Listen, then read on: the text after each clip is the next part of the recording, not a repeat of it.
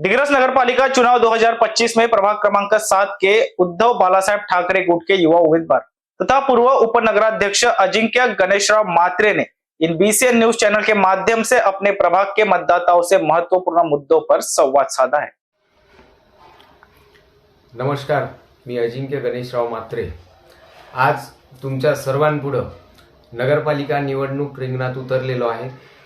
हल्लीच दिग्रस नगरपालिका निवडणूक लागली आहे आणि त्यामध्ये अध्यक्ष पदाच्या उमेदवार सौ पंचशीला वाल्मिक इंगोले तसेच प्रभाग क्रमांक 7 अ मधून सौ रुपाली ताकपिरे देशपांडे, 7 ब मधून रेहाना परवीन मोहम्मद एजाज तसेच 7 क मध्ये स्वतः मी म्हणजे अजिंक्य गणेशराव मात्रे हे उभे टाकलेलो आहे।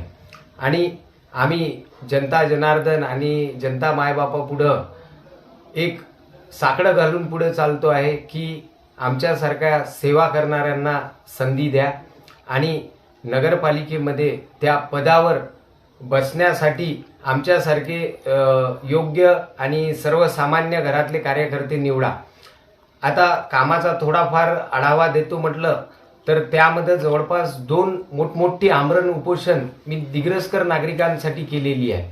त्यामध्ये सर्वप्रथम शौचालय जे आहे सार्वजनिक शौचालय कमान गेट मधलं ते सुरू करण्यासाठी मी उपोषणाला बसलो होतो आणि त्यावेळेस चांगला प्रतिसाद भेटला होता आणि ते शौचालय सुरू झालं होतं।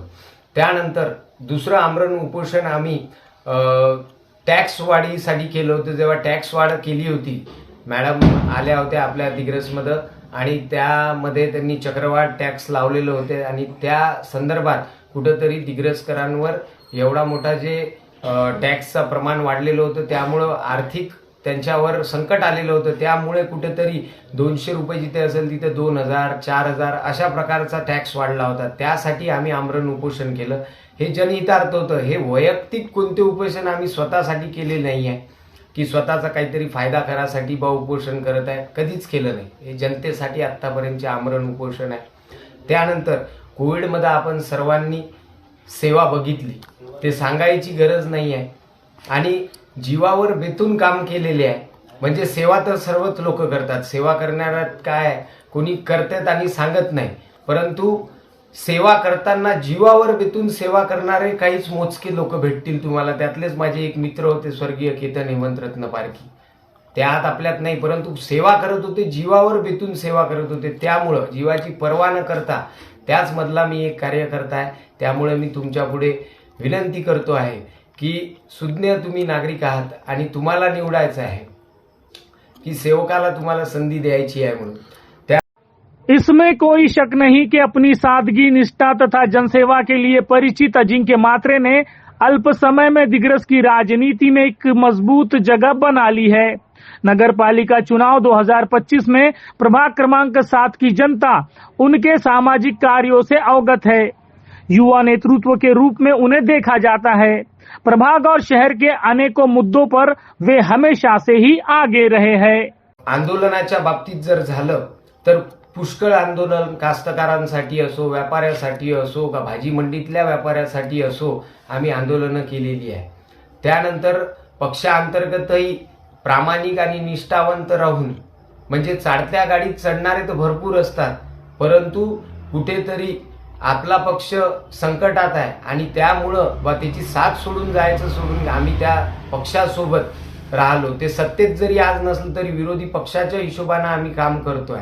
आणि निधीचा जर विषय झाला की विरोधी पक्षांचे नेते म्हणत आहे की आम्ही निधी खुंटवून टाकू, हा कुठला प्रकार झाला? हा तर एक प्रकारे म्हणजे वॉर्निंग दिल्यासारखा आहे की मला निवडून नाही दिलं मी तुमचा निधी बंद करेल। कुठेतरी यामध्ये थोडासा सामंजस्यपणा पाहिजे की निधी आणलाही तुम्ही, हे सर्व दिग्रसकरांना माहिती, खूप निधी आणला तुम्ही, परंतु विकास कामं काय झाली हे सांगा ना। टक्केवारीचं प्रमाण पूर्ण दिग्रसकरांना माहीत झालेलं आहे। काय काय आकड्यानं तुम्ही टक्केवारी घेतल्या आणि किती निकृष्ट दर्जाची कामं केली। इवन 44 कोटीच्या पाईपलाईन योजनेसाठी कोविड सारख्या काळामध्ये मुंबईमध्ये आम्ही गेलो आणि मुंबईला जाऊन पाठपुरावा केला। ती योजना मंजूर झाल्यानंतर 44 कोटीचे असं वाटलं की नागरिकांना रोज पाणी भेटेल, परंतु आज अशी 4 वर्षापासून ते पाईपलाईन योजना रखडून पडलेली आहे। पूर्ण गावातले सिमेंट रस्ते फोडून ठेवलेले आहे। परंतु त्याच्यावर काहीच अजून इलाज नाही. त्यानंतर घनकचरा व्यवस्थापनावर करोडोचा निधी वापरला जातोय. मागील 4 वर्षापासून प्रशासक कार्यकाळ लागून आहे. त्या प्रशासकीय कार्यकाळामध्ये कचरा संकलनासाठी 4-4 दिवस, 5-5 दिवस, कुठं 8-8 दिवस घंटागाड्या आलेल्या नाही. अशा परिस्थितीला मात देण्यासाठी मी दिग्रसकर नागरिकांना तसेच माझ्या प्रभाग क्रमांक 7 मधील नागरिकांना विनंती करतो की आमच्यासारख्या सेवा करणाऱ्यांना संधी द्या आणि निवडून आणा. धन्यवाद. अनेकों बार आंदोलन कर उन्होंने जनता के न्याय की आवाज बुलंद की है. उन्हें यकीन है कि इस चुनाव में भी प्रभाग की जनता उन्हें और उनके साथी उम्मीदवारों को बहुमतों से जीत दिलाकर सेवा का मौका प्रदान करेगी. इन BCN न्यूज के लिए दिग्रस से जुबैर खान की रिपोर्ट.